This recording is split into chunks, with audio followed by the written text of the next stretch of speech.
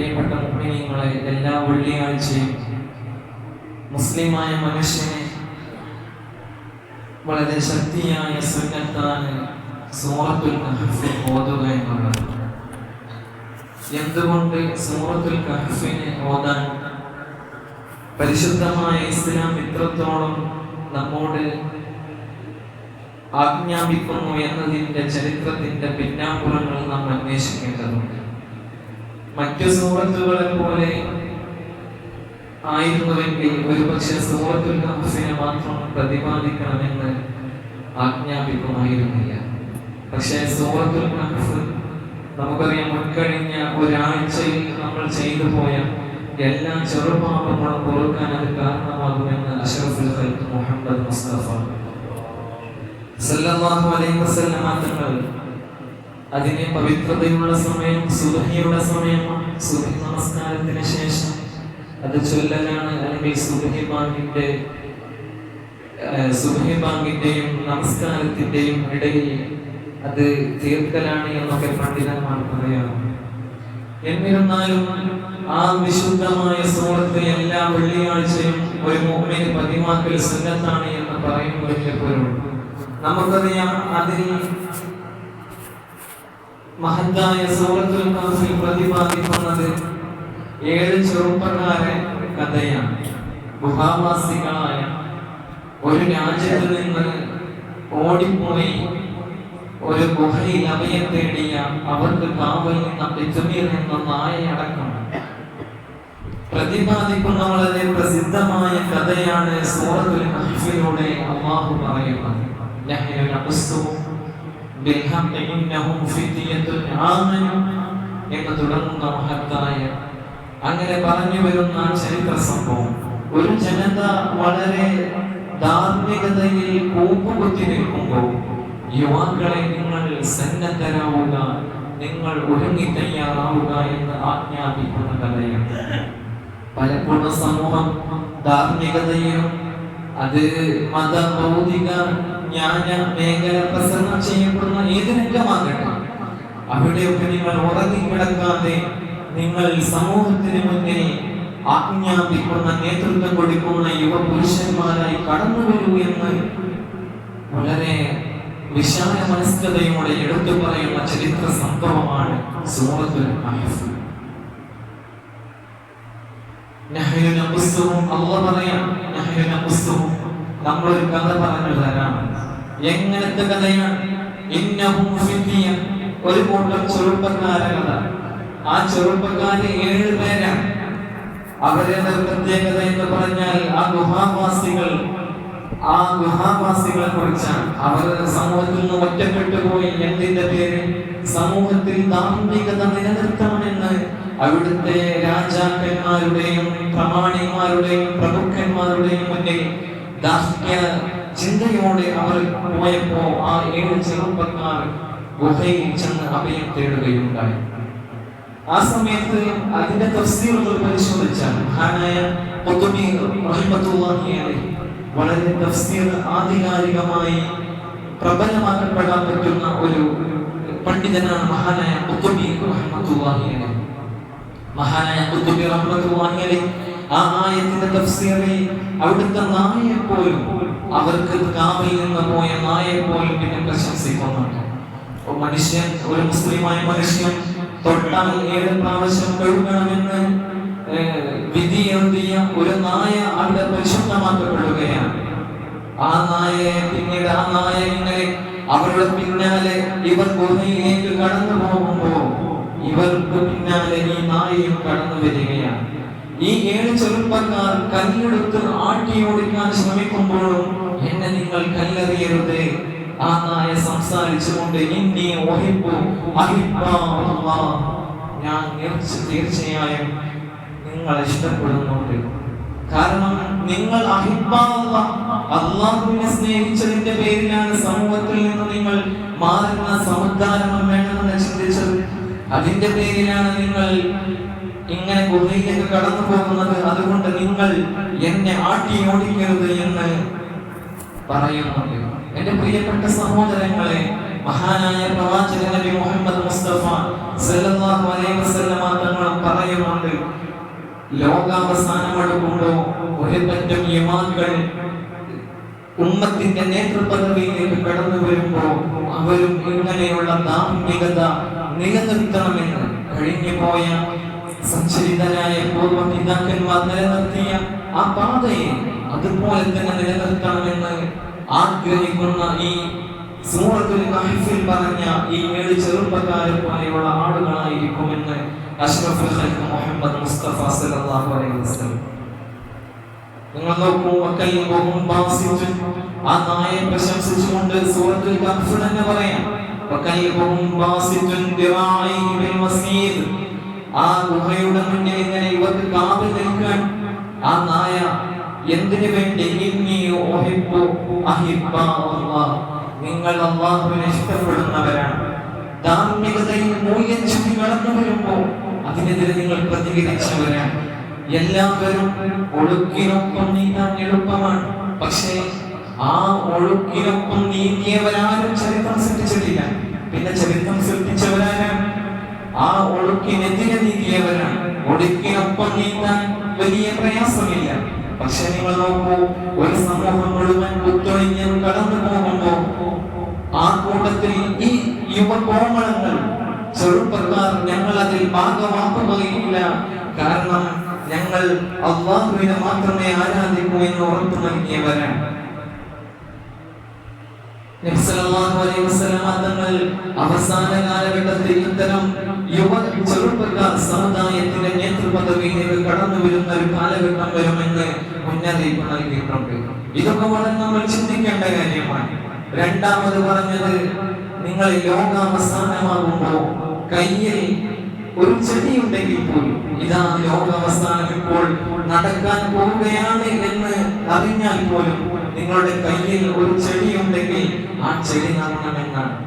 ഒന്ന് നോക്കൂ, നിങ്ങളിൽ ഒരു ലോകാവസാനം നാളെ സംഭവിക്കാനിരിക്കുന്ന അവസ്ഥയിൽ എന്തിനാണ് ഒരു ചെടി നടേണ്ട ആവശ്യം എന്ന് പലപ്പോഴും നമ്മൾ ചിന്തിച്ചു നോക്കിയിട്ടുണ്ടാവും.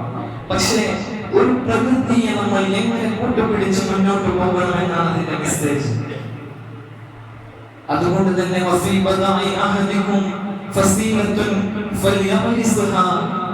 നിങ്ങൾ നിങ്ങളുടെ കൈകളിൽ ഒരു ചെടിയുടെ നാവുണ്ടെങ്കിൽ അത് നിങ്ങൾ നടണം. എന്തിനാണ്? അവൻ നടട്ടെ, അവൻ നടട്ടെ എന്നാണ് പറഞ്ഞത്. എന്തിനു വേണ്ടി? ഒരു പക്ഷേ അടുത്ത സെക്കൻഡിൽ ഒരു കുഞ്ഞ് പിറന്നാൽ അവനൊരു തണലേകാൻ വേണ്ടി. ഇത് വളരെ രണ്ട് കാര്യങ്ങൾ നമ്മൾ വളരെ ചിന്തിക്കേണ്ടതാണ്. പ്രകൃതിയുമായി എങ്ങനെ പ്രകൃതിയെ നമ്മൾ സ്നേഹിക്കണമെന്ന് വിശുദ്ധമായ ഇസ്ലാം നമ്മോട് ഉറപ്പു നൽകുമ്പോൾ, അങ്ങനെ ഈ യുവ ചെറുപ്പക്കാർ, നമ്മൾ പറഞ്ഞ ഈ 7 ചെറുപ്പക്കാർ, അവരുടെ ഹൃദയാന്തരങ്ങൾ അവർ ഈ ഇസ്ലാമിൽ ഉറച്ചു നിന്നപ്പോ അല്ലാഹു പറയാൻ, അവരുടെ ഹൃദയങ്ങൾക്ക് നമ്മൾ ഉറപ്പ് നൽകി ഈ ദീനിൽ നിങ്ങൾ ഉറച്ചു നിൽക്കണം എന്ന് അല്ലാഹു അവർക്ക് സച്ചരിതമായ മുന്നേറ്റം നൽകി. ഇവരുടെ ചരിത്രമൊക്കെ നമുക്ക് പഠിക്കുമ്പോൾ തഫ്സീറുകൾ പറയുന്നുണ്ട്, ഇവർ എഫെസസ് നഗരം എന്ന് പറയുന്ന ഒരു ടൗൺഷിപ്പിൽ ജീവിച്ചിരുന്നവരായിരുന്നു. അവരുടെ രാജാവായിരുന്ന ദുഗ്രിയാനുസ് എന്ന ഭരണാധികാരി, ഇയാൾ ഇസ്ലാമിന്റെ ആശയങ്ങളോട് എതിരായി നിന്നപ്പോൾ സമൂഹം മുഴുവൻ അവർക്ക് ആ രാജാവിന് അനുകൂലമാവുകയും ചെയ്തപ്പോ ഇതിൽ ഞങ്ങൾ ഉൾപ്പെടില്ല എന്ന് പറഞ്ഞ് ആ യുവകോമളങ്ങളായ 7 ചെറുപ്പക്കാർ ആ നാട് വിട്ടു. ആ സംഭവമാണ് സൂറത്തുൽ കഹ്ഫ്. അവർ പറഞ്ഞത്, റബ്ബുന, ഞങ്ങളുടെ രക്ഷിതാവാരാണെന്ന് അറിയുമോ? റബ്ബസ് സമാവാതി വൽ അർദ്, ഈ ആകാശഭൂമിയുടെ രക്ഷിതാവാണ്. റബ്ബുന, ഞങ്ങളുടെ രക്ഷിതാവ്, വേറൊരു രക്ഷിതാവ് ഞങ്ങൾക്കില്ല. റബ്ബസ് സമാവാതി വൽ അർദ്, ഇത് ഇവർ ആമാശയത്തിന് വേണ്ടിയാണ് പറഞ്ഞത്. ഇവരുടെ ചരിത്രം, ഇവർ ആ നാട്ടിലെ എഫെസസ് നഗരത്തിലെ അന്നത്തെ പ്രമാണിമാരുടെയും പൗരപ്രമുഖരുടെയും മക്കളായിരുന്നു ഈ 7 പേർ. ഇവർക്ക് ജീവിക്കാമായിരുന്നുവെങ്കിൽ ആ രാജാവിന്റെ വാക്ക് കേട്ട് അവർ അനുസരിച്ച് നിന്നാൽ മതിയായിരുന്നു. പക്ഷേ ഇവർ പരിശുദ്ധമായ ദീനാണ് അടിസ്ഥാനമാക്കേണ്ടത്, അല്ലാഹുവാണ് നമ്മോട് ഉണ്ടാകേണ്ടത് എന്ന വിശ്വാസത്തിന്റെ ആ ഉച്ചസ്ഥലം പ്രഖ്യാപിച്ചുകൊണ്ടാണ് ആ നാട് വിട്ട് ഗുഹയിൽ അഭയം തേടിയത്. അതുകൊണ്ട് നമ്മുടെ സമൂഹവും ഒരു സാധാരണ ചിന്തകൾക്ക് നമ്മൾ നന്ദി കുറിക്കേണ്ടതുണ്ട്. പ്രതിസന്ധികൾ വരുമ്പോഴും സമൂഹത്തിന്റെ ഒത്തൊരുമയിൽ നിന്നുകൊണ്ട് തന്നെ യുവചെറുപ്പക്കാരും ഒരു സാധാരണ ചിന്തയോടെ നമ്മൾ കടന്നു വരേണ്ടതുണ്ട്. മതബൗദ്ധിക മേഖലയിലും അങ്ങനെ തന്നെയാണ്. ഏത് വിഷയങ്ങളിലും നമ്മൾ കാലഘട്ടത്തിന്റെ ചുവടെഴുത്തുകളുമായി സന്നദ്ധരാണ്. ഇന്നലകളുടെ കഥകൾ പറഞ്ഞുകൊണ്ട് നാളെ നമ്മൾ അസ്തമിക്കാൻ വിടരുത്. ഇന്നലേക്കാൾ പ്രധാനമാണ് നാളെ എന്ന ചിന്തയാണ് നമ്മൾ മനസ്സിലാക്കേണ്ടത്. അതുകൊണ്ട് ചരിത്രത്തിന്റെ സ്ഥിതിഗതികൾ നമുക്ക് മനസ്സിലാക്കാൻ കഴിയും. അതിന് ഏറ്റവും അല്ലാഹുവിന്റെ വിശുദ്ധമായ ഖുർആൻ എടുത്തു പറഞ്ഞത് യുവനിധുനങ്ങളെയാണ്, യുവചെറുപ്പക്കാരെയാണ്. കാരണം അവർ ഈ ഉമ്മത്തിന്റെ ഭാവികളാണ്. മറ്റുള്ളവരൊക്കെ ഇന്നോ നാളെയോ ഇവിടെ നിന്ന് അസ്തമിക്കാനുള്ളവരാണ്. പക്ഷേ യുവചെറുപ്പക്കാരെന്ന് പറയുന്നത് നാളെയുടെ പ്രതീക്ഷകളാണ്. അവരെയാണ് പലപ്പോഴും അല്ലാഹുവിന്റെ വിശുദ്ധമായ ഖുർആൻ എടുത്തു പറഞ്ഞത്. ഇന്നഹും ഫിത്യ, അവിടെ എടുത്തു പറയുന്നവരെയാണ്. ഇന്നഹും ഫിത്യ, ആ യുവചെറുപ്പക്കാർ, 7 ചെറുപ്പക്കാർ, അവർ രംഗത്തിറങ്ങിയതുകൊണ്ടാണ് അങ്ങനെ ഒരു ചിന്ത നമ്മുടെ എല്ലാ മേഖലകളിലും കടന്നു വരണം. എന്റെ പ്രിയപ്പെട്ടവരെ, അതുകൊണ്ട് നമുക്കറിയാം സമൂഹം വളരെ പരിഷ്കൃത ചിന്തയോടെ വിദ്യാഭ്യാസം പോലും ഇവിടെ മഹത്തുക്കൾ എതിർത്തൊരു കാലഘട്ടം ഉണ്ടായിരുന്നു. ഇംഗ്ലീഷ് വിദ്യാഭ്യാസം കടന്നു വന്നപ്പോൾ അന്നതിനെ പരിഷ്കാര ചിന്ത എന്ന് പറഞ്ഞെടുത്തത് അത് അന്നത്തെ ബ്രിട്ടീഷ് അംബാസഡറായിരുന്നു. 1883 നിക്കോണോ പ്രഭു എന്ന് പറയുന്ന ബ്രിട്ടീഷ് അംബാസഡർ അന്ന് ഇവിടെ സമുന്നതരായ പണ്ഡിതന്മാർ ഇംഗ്ലീഷ് വിദ്യാഭ്യാസത്തെ എതിർക്കുന്നു എന്നുള്ളത് സത്യമാണ്. പക്ഷെ എന്തിനു വേണ്ടിയായിരുന്നു എന്ന് നമ്മൾ ചിന്തിച്ചു നോക്കുമ്പോൾ നിക്കോളാസ് പ്രഭു എന്ന് പറയുന്ന ബ്രിട്ടീഷ് അംബാസിഡർ അദ്ദേഹത്തിന്റെ ഗ്രന്ഥത്തിലൂടെ എഴുതി വെക്കുന്നുണ്ട്, നമുക്ക് ഇന്ത്യക്കാരുടെ നിറം മാറ്റാൻ സാധിക്കുകയില്ല, നമുക്ക് മാറ്റാൻ സാധിക്കുന്നത് അവരുടെ ബുദ്ധിയും ചിന്തയുമാണ്. അതുകൊണ്ട് നമ്മുടെ ഇംഗ്ലീഷ് വിദ്യാഭ്യാസം എന്ന് പറയുന്ന ആധുനിക വിദ്യാഭ്യാസത്തെ അവരിലേക്ക് കുത്തിവെച്ചുകൊണ്ട് തന്നെ നമ്മുടെ ഈ മഹത്തായ അഥവാ ബ്രിട്ടീഷുകാരുടെ ആ സൈദ്ധാന്തികമായ സംസ്കാരം ജനങ്ങളിൽ അടിച്ചേൽപ്പിക്കണമെന്ന ആ ദൂഷ്യചിന്തയായിരുന്നു ഇംഗ്ലീഷ് വിദ്യാഭ്യാസത്തിലൂടെ അന്ന് 1883-കളിൽ. പക്ഷെ അങ്ങനെയല്ല. ഇന്ന് വിദ്യാഭ്യാസം, ഇംഗ്ലീഷ് വിദ്യാഭ്യാസത്തിന്റെ ചിന്തകൾ നമ്മൾ മനസ്സിലാക്കിയവരാണ്. നമ്മുടെ മതപണ്ഡിതന്മാരാകട്ടെ, മതപണ്ഡിതന്മാരല്ലാത്തവരാകട്ടെ, എല്ലാവരും ഇംഗ്ലീഷും ഉറുദുവും എല്ലാ ലാംഗ്വേജുകളും പഠിക്കുന്നവരാണ്. പക്ഷെ അന്ന് ഇംഗ്ലീഷ് വിദ്യാഭ്യാസം ആരംഭഘട്ടമാണ്. മിഷനറിമാർ അവരൊക്കെ ഇതുപോലെ അന്ന് ആ കാലഘട്ടത്തിൽ എതിർത്തിരുന്നു. അത് വാസ്തവം തന്നെയാണ്. കാരണം അത് നമ്മുടെ സംസ്കാരത്തെ ഇല്ലാതാക്കാനുള്ള അവരുടെ ചിന്തയായിരുന്നു എന്നുള്ളതാണ്. നിങ്ങൾ നോക്കൂ, പരിശുദ്ധമായ ഇസ്ലാമിന്റെ സംസ്കാരം അത് എല്ലാ കാലത്തും പ്രസിദ്ധമാണ്. പലപ്പോഴും നിങ്ങൾ ശാസ്ത്രം ഒരു കാര്യം പറഞ്ഞത്, ആദ്യം ശാസ്ത്രം പറഞ്ഞിരുന്നത് എന്തായിരുന്നു? ഭൂമി പരന്നിട്ടുള്ളതായിരുന്നു എന്നാണ്. അപ്പം പോലെ ഭൂമി പരന്നതായിരുന്നു എന്നാണ്. പക്ഷേ അല്ലാഹുവിന്റെ വിശുദ്ധമായ ഖുർആൻ പറഞ്ഞത് അന്നും ഭൂമി ഉരുണ്ടത് തന്നെയാണ് എന്നാണ്. ഭൂമി ഉരുണ്ടിട്ടാണ്. അതുപോലെ സൂര്യൻ കത്തി ഈ സൂര്യൻ എന്ന് പറയുന്ന പ്രതിഭാസം അത് കത്തി കത്തി തീരാനുള്ളതാണ്. പിന്നീട് ശാസ്ത്രം അത് കണ്ടുപിടിച്ചു. ഹൈഡ്രജനും പോലെയുള്ള 2 വാതകങ്ങൾ തമ്മിലുള്ള അചഞ്ചലമായ പ്രതിഭാസമാണ് ഇന്ന് നമ്മൾ കാണുന്ന സൂര്യഗോളം. ഏതാണ്ട് വർഷങ്ങൾ കഴിഞ്ഞാൽ, ടൺ കണക്കിന് വർഷങ്ങൾ കഴിഞ്ഞാൽ ഈ സൂര്യൻ അപ്രത്യക്ഷമാകും, കറുത്ത ഗോളമായി മാറും, ബ്ലാക്ക് ഹോൾ എന്ന് ഇന്ന് സയൻസ് വിശേഷിപ്പിക്കും. ഞാൻ പറഞ്ഞു വന്നത്, പരിശുദ്ധമായ ഇസ്ലാം എന്ത് പറഞ്ഞു വെച്ചു? ഇതൊന്നും ഇന്നും ഇന്നലെയൊന്നുമല്ല. 14 നൂറ്റാണ്ടുകൾക്ക് മുമ്പ് ഒരു പുതിയ വണ്ടിയുടെ ലാഞ്ചന പോലും കണ്ടെത്താത്ത കാലത്താണ് ഈ സയൻസിന്റെ ഒരു കുശാഗ്ര ബുദ്ധി പോലും, സയൻസ് എന്ന ടെക്നോളജി പോലും രൂപപ്പെടാത്ത കാലഘട്ടത്താണ് വിശുദ്ധമായ ഖുർആനിൽ അന്ന് കൊത്തിവെച്ചത്. ഏത് കൊല്ലം? 1400 വർഷങ്ങൾക്ക്. അതുകൊണ്ട് ഇസ്ലാം എന്ന പ്രസിദ്ധമാണ്. അത് എന്നും അടിസ്ഥാനമാണെന്ന് മനസ്സിലാക്കാൻ അത്രത്തോളം വലിയ ചിന്തകൾ നമുക്ക് കൊടുത്താൽ മനസ്സിലാകും. ശാസ്ത്രം പറയുന്നതും അത് തന്നെയാണ്. പക്ഷെ നമ്മൾ പലപ്പോഴും ഇന്നൊക്കെ ലിവിങ് ടുഗദർ ക്യാമ്പസുകളിലും സ്കൂളുകളിലും ലിവിങ് ടുഗദർ അങ്ങനെ കടന്നു വന്ന് പിന്നീട് ജെൻഡർ ഈക്വാലിറ്റി, പിന്നെ അതും കഴിഞ്ഞ് കുറച്ചു കഴിഞ്ഞാൽ മതത്തിന് എന്താണ് പ്രസക്തി, അങ്ങനെയൊക്കെ ചോദ്യം ചെയ്യപ്പെടാം. യഥാർത്ഥത്തിൽ മനുഷ്യന് മൂല്യം വെച്ച് കൊടുത്തത് ഇവർ ലിവിങ് ടുഗദറും ജെൻഡർ ഈക്വാലിറ്റിയും എന്ന വേർഡ്സ് വരുന്നതിന് മുമ്പ് പരിശുദ്ധമായ മതങ്ങളാണ്. അതിൽ തന്നെ ഏറ്റവും പ്രസിദ്ധം ഇസ്ലാമാണ്. അതുകൊണ്ടാണ് നമ്മൾ പറയുന്നത് മതത്തിന്റെ ചട്ടക്കൂടഴിച്ചാൽ 0-0 എന്നുള്ളതാണ്. അതുകൊണ്ട് മതത്തിന്റെ ഉള്ളിൽ നിന്നുകൊണ്ട് തന്നെ സംസ്കാരത്തിന്റെ ആ ശ്രേണി പണിയാൻ പ്രബുദ്ധരായ ജനത കടന്നു വരും. ഞാൻ പറഞ്ഞത് സയൻസിന്റെ ഒരു ചെറിയ ഭാഗം മാത്രമാണ്. ഇങ്ങനെ എത്രയും ദുർഭാഗ്യങ്ങളുണ്ട്. ഇവർ ഇന്നൊന്ന് കണ്ടുപിടിച്ചാൽ നാളെ അതിനെ തള്ളുന്നവരാണ്. പക്ഷേ ഇസ്ലാമിന്റെ ആ വിശുദ്ധമായ ഖുർആനിൽ ആലേഖനം ചെയ്യപ്പെട്ടത് അന്ന് പറഞ്ഞത് ഇന്നും അങ്ങനെ തന്നെയാണ്. മുഹമ്മദ് മുസ്തഫയിലൂടെ ഇറങ്ങിയ ആ വചനങ്ങൾ ഇന്നും നമ്മൾ ശ്രമിക്കുന്നത് അത് തന്നെയാണ്. അതാണ് വിശുദ്ധമായ ഇസ്ലാം, സത്യസന്ധമാണെന്ന് നമ്മൾ പറയുന്നത്. അതുകൊണ്ടാണ് മനുഷ്യലോകത്തോട് മൊത്തം അല്ലാഹു പറയുന്നത്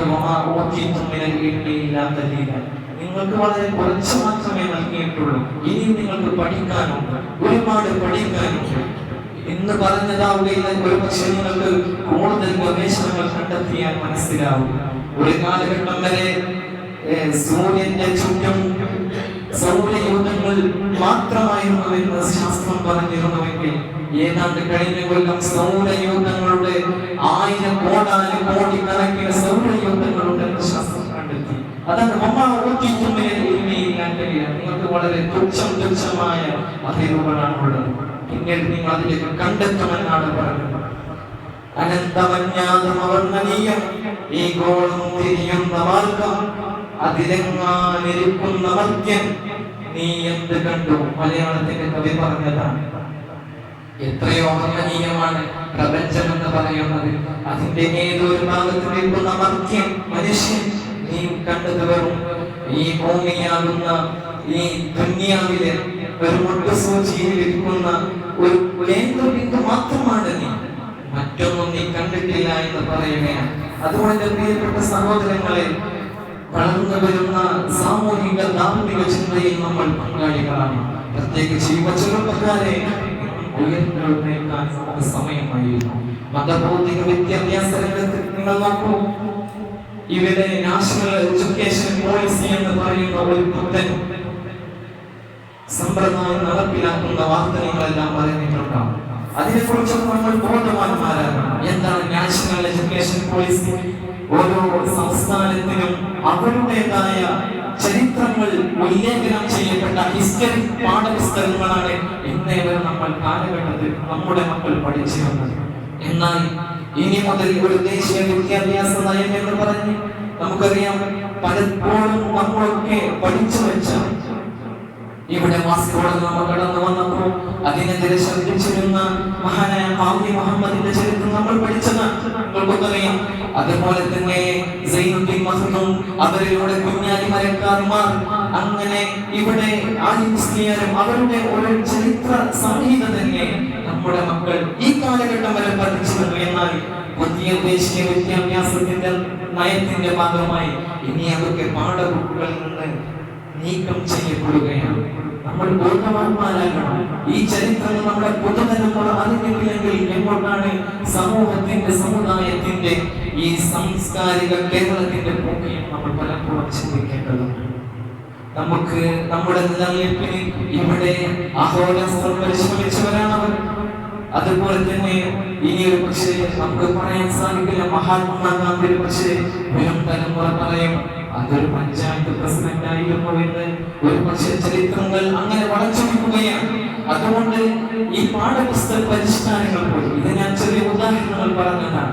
ഇങ്ങനെ കാലഘട്ടത്തിൽ നമ്മൾ നടക്കുന്ന സംഭവങ്ങളെ, അതുപോലെ തന്നെ നമ്മളൊക്കെ ശ്രദ്ധിക്കേണ്ട മറ്റൊരു സമയമാണ് SIR എന്ന് പറയുന്ന വളരെ ഇപ്പോൾ നമ്മൾ 5-6 കൊല്ലം മുമ്പ് 8 കൊല്ലം മുമ്പ് NRC ഇവിടെ വന്നതുപോലെ അരയും തലയും നമ്മൾ മുറുക്കിയെടുത്ത് അതിനെതിരെ പൊതുരംഗത്തിറങ്ങിയിരുന്നു. NRC എന്ന് പറഞ്ഞാൽ ഇവിടെ നമുക്കൊക്കെ അന്നറിഞ്ഞതുപോലെ പൗരത്വ വിഷയവുമായി ബന്ധപ്പെട്ട് ഒരു വിഭാഗത്തെ മാറ്റി നിർത്തപ്പെടുന്ന ഒരു അവസ്ഥ. അതിന്റെ ഒരു പുതിയ പതിപ്പാണോ SIR എന്ന് നമ്മൾ ചിന്തിച്ചു നോക്കുകയാണ്. 2002 വോട്ടർ പട്ടികയിലുള്ളവർക്ക് ഇവിടെ വോട്ട് ചെയ്യാൻ അവരുടെ രേഖകൾ ആവശ്യമില്ലെന്നും, എന്നാൽ 2002 ശേഷം ഇവിടെ പിറന്നവരൊക്കെ പുത്തൻ രേഖകൾ ഹാജരാക്കണമെന്ന് പറയുന്ന ഒരു സ്പെഷ്യൽ ഇന്റൻസീവ് രജിസ്റ്റർ എന്ന് പറയുന്ന SIR നമ്മൾക്ക് അത് ബോധവാന്മാരാണ്. എല്ലാവരും അതിനെ കുറിച്ച് മനസ്സിലാക്കണം. നമ്മുടെ മഹല്ലുകളിലൊക്കെ അതിൽ എന്തൊക്കെ രേഖകൾ സമർപ്പിക്കണം, ആരെ കാണണം, നമ്മുടെ ഉമ്മത്തിനോട് ലയിക്കപ്പെടുന്ന ആളുകളോട് ആ കാര്യമായി നമ്മൾ രേഖകൾ പൂരിപ്പിക്കാൻ ചെല്ലണം. ഇതിന്റെ ഓഫീസർമാർ വരുമ്പോൾ നമ്മൾ ഒരിക്കലും ഇതിന്റെ രേഖകൾ കൊടുക്കാതെ ഒഴിഞ്ഞു മാറുന്ന ഒരവസ്ഥ ഉണ്ടാകരുത്. കാരണം ഇത് നമ്മുടെ ഭാവിയുടെ പ്രശ്നമാണ്, നമ്മുടെ ജനാധിപത്യത്തിന്റെ വിഷയമാണ്. ഇതിന്റെ ഗൗരവം മനസ്സിലാക്കണമെങ്കിൽ ഇക്കഴിഞ്ഞ ബീഹാറിൽ നടന്നപ്പോൾ ഏകദേശം 68 ലക്ഷം ജനാധിപത്യ വിശ്വാസികളാണ് വോട്ട് ചെയ്യാൻ സാധിക്കാതെ മാറ്റി നിർത്തപ്പെട്ടത്. എന്തിന്റെ പേരിൽ? ഈ SIR വന്നത് വഴി. കാരണം നമ്മൾ പ്രബുദ്ധരാണ്. നമ്മൾ കേരളത്തെ സംബന്ധിച്ചിടത്തോളം നമ്മൾ പ്രബുദ്ധ വിശ്വാസികളാണ്, നമ്മൾ ജനാധിപത്യത്തിൽ അടിയുറച്ച് വിശ്വസിക്കുന്നവരാണ്. പക്ഷേ എങ്കിലും നമ്മൾ ഇത്തരം സംഭവങ്ങൾ കടന്നു വരുമ്പോൾ, ഇതിന്റെ ഉദ്യോഗസ്ഥന്മാരൊക്കെ കടന്നു വരുമ്പോൾ ഇന്ന രേഖകൾ വേണം, ഇന്ന ഡീറ്റെയിൽസ് ഒക്കെ അവർ ശേഖരിക്കാൻ വരുമ്പോൾ നമ്മളൊന്നും അതിൽ നിന്ന് മുഖം തിരിഞ്ഞു നിൽക്കുന്ന ഒരവസ്ഥ ഉണ്ടാകരുത്. നമ്മുടെ ജനാധിപത്യത്തിന്റെ നിലനിൽപ്പിന് വേണ്ടിയാണ്. ജനാധിപത്യത്തിന്റെ കാതം എങ്ങോ മുറിക്കാനുള്ളതുപോലെ പല നിയമങ്ങളും കൊണ്ടുവരികയാണ്. പൗരന്മാരെ നമ്മൾ വോട്ട് ചെയ്യാന്ന് പറഞ്ഞാൽ എന്താ? വോട്ട് ചെയ്യുക എന്ന് പറഞ്ഞാൽ നമ്മുടെ ഈ ഇന്ത്യയിലെ പൗരനാണെന്ന് തെളിയിക്കലാണ്. പക്ഷേ ഈ 2002 ശേഷം വന്നവർ ഇങ്ങനെ രേഖകളും അതുപോലെ ഡീറ്റെയിൽസും കൊടുത്തിട്ട് അങ്ങനെ വോട്ടർ പട്ടികയിൽ ചേരുമ്പോൾ നമ്മളൊന്നും ആ പൗരന്മാരുടെ പട്ടികയിൽ അല്ലയോ എന്ന ചോദ്യം പൊതുവെ ഉയർന്നുവരാം. എന്നിരുന്നാലും ഇതെല്ലാം വളരെ ചർച്ചകളുടെയും വളരെ നിഗൂഢമായ ചിന്തകളുടെയും ഇറങ്ങുവശം ഉണ്ടോ എന്ന് നമ്മൾ ആലോചിച്ചു പോവുകയാണ്. എന്നിരുന്നാലും ഇത്തരം പ്രതിസന്ധികളൊക്കെ വരുമ്പോൾ നമ്മുടെ സമൂഹം ഒറ്റക്കെട്ടായി നമ്മൾ പലവിധ ചർച്ചകളും ഇവിടെ നടക്കുന്നുണ്ട്. അതിനിടയിൽ നമ്മുടെ അസ്തിത്വം നഷ്ടപ്പെടാതെ നമ്മൾ നോക്കണം. നമ്മുടെ അസ്തിത്വം നമ്മൾ നഷ്ടപ്പെടാതെ നോക്കണം. നമുക്ക് ജനാധിപത്യമായി ഇവിടെ ജീവിക്കാൻ നമ്മുടെ മുൻകഴിഞ്ഞ നേതാക്കന്മാരും പൗരപ്രമുഖരും നമുക്ക് കാഴ്ചവെച്ച ആ തലമുറയുടെ സിദ്ധാന്തം നമ്മുടെ വരും തലമുറയിലും നമുക്ക് അത് കൊളുത്തി വെക്കണം. ആ ദിവ്യദീപം പോലെ അത് അണയാതെ സൂക്ഷിക്കേണ്ടത് ഈ കാലഘട്ടത്തിൽ ജീവിക്കുന്ന നമ്മുടെ ബാധ്യതയാണ്. അതുകൊണ്ട് SIR വരുമ്പോൾ ആ സമൂഹത്തിന് മുന്നിൽ നമുക്ക് ഒരുമിച്ച് നിന്നുകൊണ്ട് തന്നെ ഈ ജനാധിപത്യത്തെ കാത്തു സൂക്ഷിക്കണം. ആ ഒരു ദൃഢപ്രതിജ്ഞയോടെ നമ്മൾ മുന്നോട്ട് പോകണം. ഈ ദേശീയ വിദ്യാഭ്യാസം ഞാൻ പറയാൻ കാരണം നമ്മുടെ ഇന്ത്യ രാജ്യം എന്ന് പറയുന്നത് സ്റ്റേറ്റുകളാണ്. സ്റ്റേറ്റ് എന്ന് പറഞ്ഞാൽ തന്നെ മറ്റു രാജ്യങ്ങൾക്ക് തുല്യമാണ്. കാരണം സ്റ്റേറ്റ് എന്ന് പറയുമ്പോൾ വ്യത്യസ്ത സംസ്കാരങ്ങളാണ്. കേരളത്തിലുള്ള സംസ്കാരമല്ല ഹൈദരാബാദിലുള്ള സംസ്കാരമല്ല ബംഗാളിൽ, ഡൽഹിയിൽ, അങ്ങനെ വ്യത്യസ്ത സംസ്കാരങ്ങൾ സമ്മേളിച്ചതാണ്. അവർക്ക് അവരുടേതായ ചരിത്രങ്ങളും നമ്മുടെ ചരിത്രമായിരിക്കില്ല ഡൽഹിയുടെ ചരിത്രം, നമ്മുടെ ചരിത്രമായി അല്ല ഹൈദരാബാദിന്റെ ചരിത്രം. പക്ഷേ നമ്മുടെ മക്കൾ നമ്മുടെ ചരിത്രം പഠിക്കണം, നമ്മൾ എങ്ങനെ അസ്തിത്വം രൂപപ്പെട്ടു എന്ന് പഠിക്കണം. ആ അസ്തിത്വത്തെയാണ് ഇവിടെ നിഗൂഢമായി ഉന്മൂലനം ചെയ്യുന്നത് ഈ ദേശീയ വിദ്യാഭ്യാസ നയത്തിലൂടെ. ഉറുദു കവികളൊക്കെ പാടിയതുപോലെ കാഫിലെ ബസ്തേ ഗയേ ഹിന്ദുസ്ഥാൻ ബന്നാ ഗയാ, കാഫിലെ ബസ്തേ ഗയേ, പല പല കൂട്ടങ്ങൾ ഒരുമിച്ച് കൂടിയതാണ് ഇന്ത്യ. ഹിന്ദുസ്ഥാൻ ബന്നാ ഗയാ, അങ്ങനെയാണ് ഇന്ത്യ രാജ്യം രൂപപ്പെട്ടിട്ടുള്ളത്. ഇന്ത്യ രാജ്യം ഇവിടെ അറബികൾ വന്നിട്ടുണ്ട്, ആര്യന്മാർ വന്നിട്ടുണ്ട്, മുഗളന്മാർ വന്നിട്ടുണ്ട്. അങ്ങനെ വ്യത്യസ്ത ജനങ്ങൾ കടന്നു വന്ന വളരെ ദേശ ഭാഷകൾക്ക് അതീതമായി, എന്നാൽ ഐഡന്റിറ്റി എല്ലാവരുടെയും ഒന്നാണ്, എല്ലാവരും ഇന്ത്യക്കാരാണ്. അങ്ങനെ നമ്മൾ ഒരുമിച്ച് കൂടുമ്പോഴാണ് ഇന്ത്യ പൂർണ്ണമാവുക എന്നാണ് കവി പറയുന്നത്.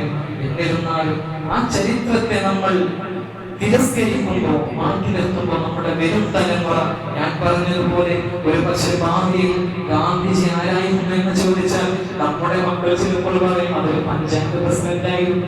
കാരണം ചരിത്രത്തിന്റെ വക്രീകരണം നമ്മുടെ ഹിസ്റ്ററി NICR-ലൂടെ വളരെ ക്രമാതീതമായി വർദ്ധിക്കുകയാണ്. അതുകൊണ്ട് അത്തരം കാര്യങ്ങളിലൊക്കെ ഇടപെടേണ്ടവർ അതുവഴി ഇടപെട്ടുകൊണ്ട് നമ്മുടെ ഈ പുത്തൻ ചിന്താഗതിയെ, നമ്മുടെ ഭാവിയെ ഈ ഇത്തരം കുബുദ്ധികളുടെ ചിന്തകളിൽ നിന്ന് കാത്തു സംരക്ഷിക്കാൻ നമ്മൾ പ്രതിജ്ഞാബദ്ധരായി മുന്നോട്ട് പോകണം. അല്ലാഹു കാത്തുരക്ഷിക്കട്ടെ.